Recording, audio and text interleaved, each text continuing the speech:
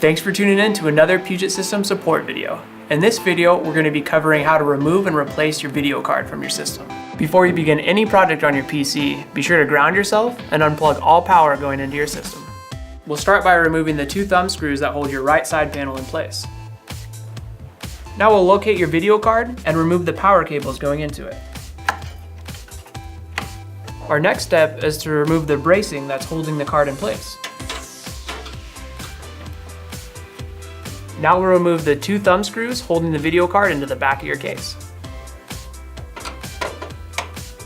With the screws removed, now we'll push the PCI tab and pull your card away from the system.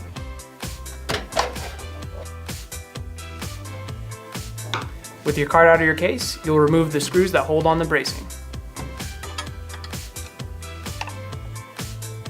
Now you'll attach the bracing to your new card. With the bracing applied to the new card, now we'll slot it into your system. You'll line it up in your case and firmly push to secure it. Now we'll screw back in the bracing, plug back in the power cables, and then button up the rest of your case. Pat yourself on the back because you just replaced your video card. If you have any further questions, be sure to reach out to our support team. Thanks for watching.